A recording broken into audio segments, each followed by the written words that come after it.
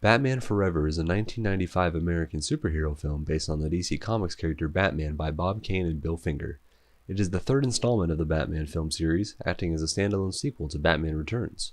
Directed by Joel Schumacher and produced by Tim Burton and Peter McGregor Scott, it stars Val Kilmer as Bruce Wayne and Batman, replacing Michael Keaton, alongside Tommy Lee Jones, Jim Carrey, Nicole Kidman, and Chris O'Donnell. The film follows Batman as he attempts to prevent Two-Face and the Riddler from uncovering his secret identity and extracting information from the minds of Gotham City's residents, while at the same time navigating his feelings for psychologist Dr. Chase Meridian and adopting orphan acrobat Dick Grayson, who becomes his partner and best friend Robin. Welcome back to DC Movie Rewind, where we look back at every live-action DC movie. Today we are discussing Batman Forever. Batman Returns was released in 1992 with financial success and generally favorable reviews from critics, but Warner Bros. Was disappointed with its box office run, having made $150 million less than the first film. After Batman Returns was deemed too dark and inappropriate for children, with McDonald's even recalling their Happy Meal tie-in, Warner Bros. Decided that this was the primary cause of the film's financial results. After the film's release, Warner Bros. Was not interested in Tim Burton's return as director. Tim Burton expressed his interest in directing the third installment of the Batman film series, but he noted he was unsure about returning to direct.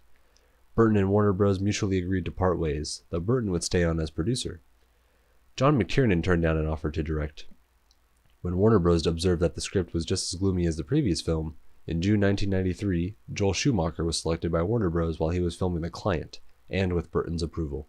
Lee and Janet Scott Batchelor, a husband and wife screenwriting team, were hired to write the script. Warner Bros. Had lost a bidding war for their spec script titled Smoke and Mirrors to Disney's Hollywood Pictures. The project ultimately fell through, and Warner Bros. Offered the Batchelors several other film properties to write. Being familiar with the Batman comics from their childhood, the Batchelors chose to work on the next Batman film as their next project. Their original script introduced a psychotic Riddler, real name Lyle Heckendorf, with a pet rat accompanying him. A scene cut from the final film included Heckendorf obtaining his costume from a fortune-telling leprechaun at the circus. Instead of Nygma, the company would have been called Hecktech. The story elements and much of the dialogue still remained in the finished film, though Schumacher felt they could be lightened down. Keaton initially approved the selection of Schumacher as director and planned on reprising his role as Batman from the first two films. Schumacher claims he originally had in mind an adaptation of Frank Miller's Batman Year One, and Keaton claimed that he was enthusiastic about the idea. Warner Bros. Rejected the idea as they wanted a sequel, not a prequel, though Schumacher was able to include very brief events in Bruce Wayne's childhood with some events of the comic The Dark Knight Returns. Akiva Goldsman, who worked with Schumacher on The Client, was brought in to rewrite the script. Burton, who was now more interested in directing Ed Wood, later reflected that he was taken aback by some of the focus group meetings for Batman Forever, a title he hated. Producer Peter McGregor Scott represented the studio's aim in making a film for the MTV generation with full merchandising appeal.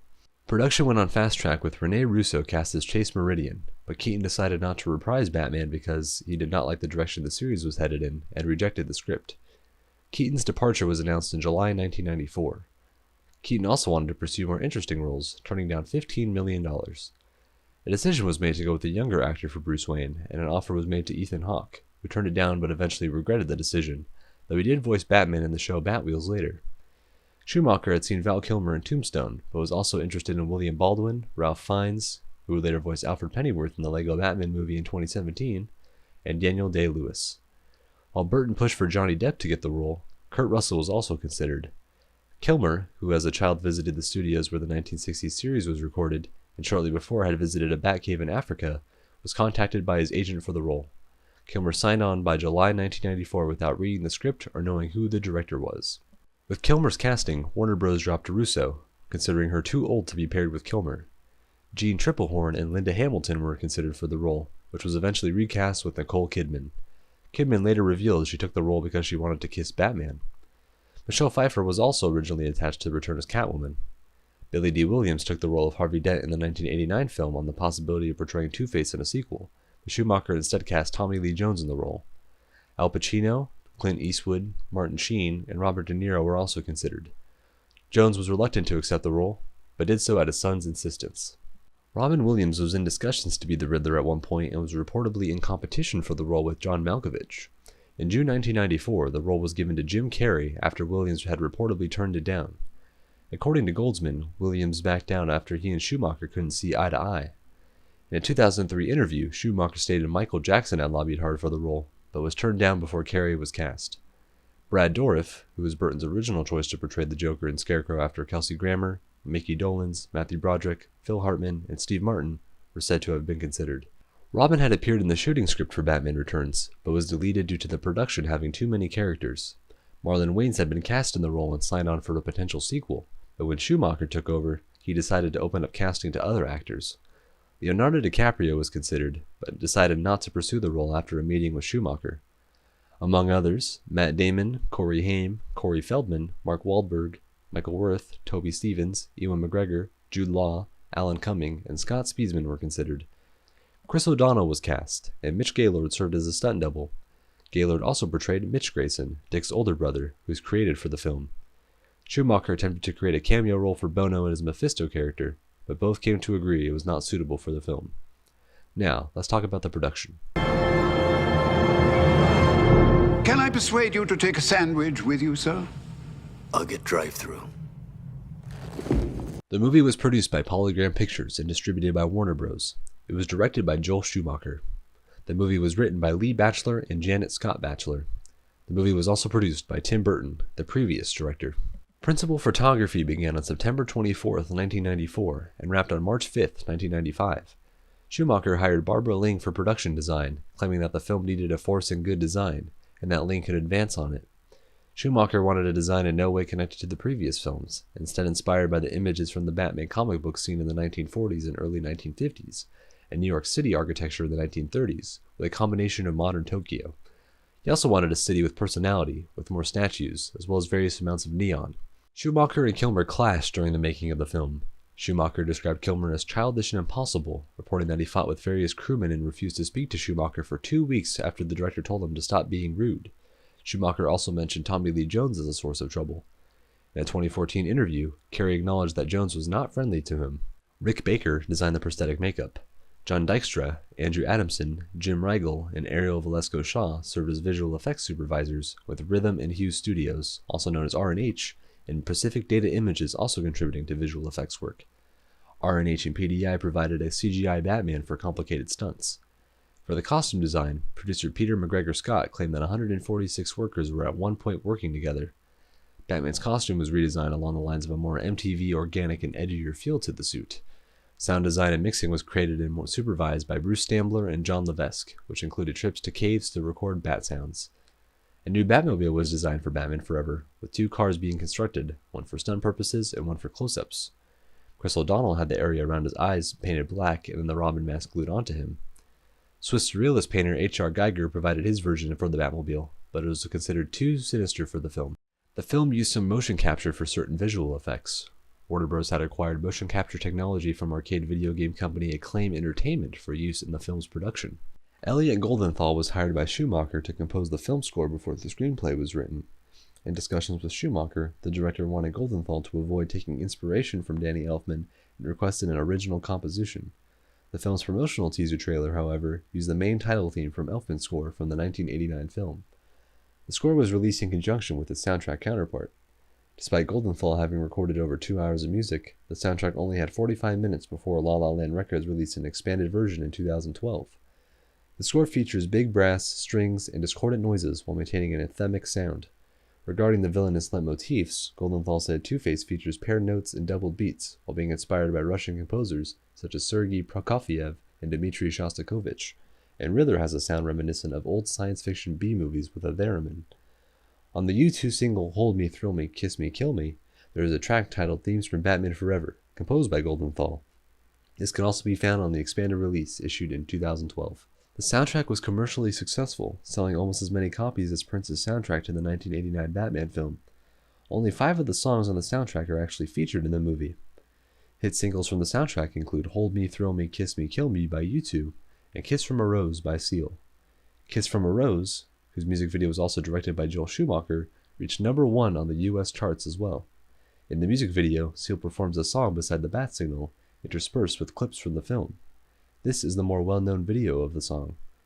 The soundtrack itself featured additional songs by the Flaming Lips, Brandy, with both songs also included in the film, Method Man, Nick Cave, Michael Hunchence of NXS, PJ Harvey, and Massive Attack. It was an attempt to make the film more pop. In 1996, Kiss from a Rose won 3 Grammy Awards for Best Male Pop Vocal Performance, Record of the Year, and Song of the Year. You trying to get under my cape, Doctor? A girl can't live by psychoses alone. It's the car, right? Chicks love the car.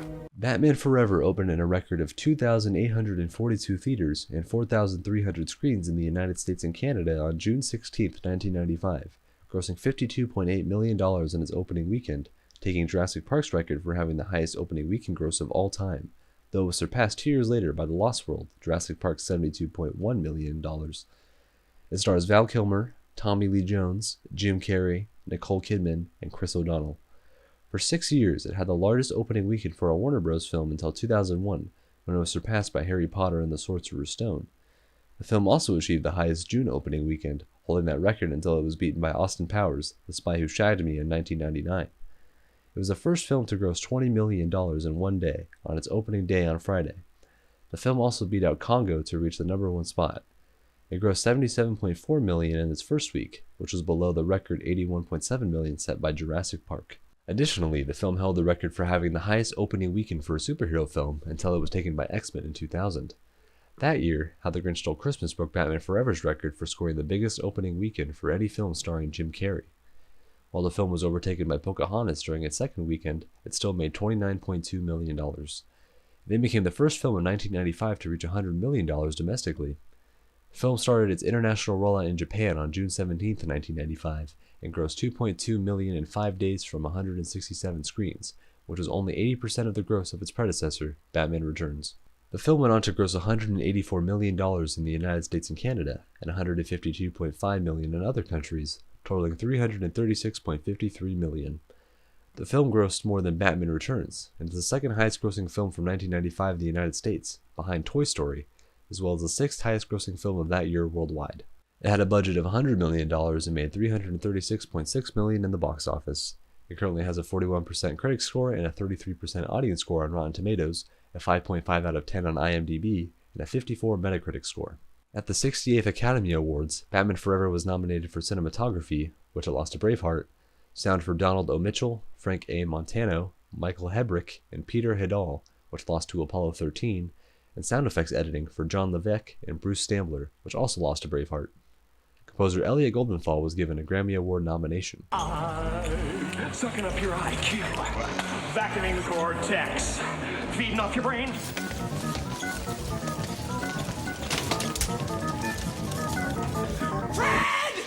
In addition to a large line of toys, video games, and action figures from Kenner, the McDonald's food chain released several collectibles and mugs to coincide with the release of the film. Peter David and Alan Grant wrote separate novelizations of the film. Dennis O'Neil authored a comic book adaptation, with art by McCall Dukowitz. Six Flags Great Adventure Theme Park rethemed its Axis Chemicals Arena, home of the Batman stunt show, to resemble Batman Forever, and the new show featured props from the film.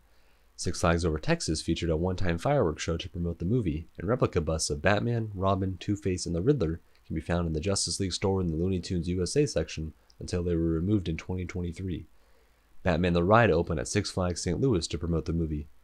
At Six Flags Over Georgia, the Mindbender roller coaster was redesigned to look as though it was the creation of the Riddler, and some images and props were used in the design of the roller coaster and its queue. Video games based on the film were released. A tie-in video game was released in 1995 for Super Nintendo Entertainment System, Game Boy, Sega Genesis, Game Gear, R-Zone, and MS-DOS.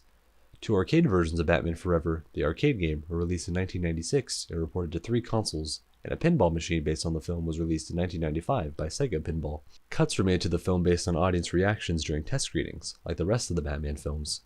Photographs from these scenes have always been available since the film's release, shown in magazines such as Starlog. Some excerpts from these scenes appear in the music video for Hold Me, Throw Me, Kiss Me, Kill Me. In 2005, Batman Forever was the only film in the franchise to include a dedicated deleted scene selection among its bonus content on the special edition DVD. The film went through a few major edits before its release. Originally darker than the final product, the film's original length was closer to 2 hours and 40 minutes, according to Schumacher. There was a talk of an extended cut being released to DVD for the film's 10th anniversary in 2005. After Schumacher died on June 22, 2020, media outlets started reporting the possible existence of an extended cut, with the first rumors being thrown in by American journalist Mark Bernardin. Bernardin claimed it to be darker and contain less camp than the theatrical cut. Some of the differences include Bruce having a vision of a human-sized bat, less of an emphasis on Dick Grayson, and to focus on Bruce's psychological issues with Chase. The cut uses about 50 minutes of additional footage. Warner Bros. Confirmed that the alternative test screening cuts existed after an interview with Variety, although they have no plans to release them and are unsure about what, if any, footage remains. But multiple people have confirmed its existence over the years. In the Birds of Prey premiere episode in 2002, the shot of the Arkham Asylum plaque is taken directly from the movie. Nicole Kidman would go on to play Atlanta, Aquaman's mother in the 2018 film. According to Kevin Smith and Sam Hamm, this movie is set on Earth 97 in the Arrowverse multiverse. In response to a question as to whether Schumacher's Batman films were canon to the first two films, Hamm confirmed that the latter two films take place in a diverging timeline. The character of Two-Face would appear again in film 13 years later, in 2008's The Dark Knight. The character of the Riddler would appear again in film 27 years later, in 2022's The Batman. The character also appeared in the Gotham TV series. Batman got a new installment 2 years later in 1997, titled Batman and Robin. With that being said, thanks for watching. Next time we'll be talking about the final installment in the Batman film series, Batman and Robin. If you enjoyed this episode and would like to see more, consider giving a like or rating and subscribing with notifications so you never miss an episode. It's free. Also feel free to check out our other episodes and share this podcast with others on YouTube, Spotify, or Apple Podcasts. We'll see you next time on Movie Rewind.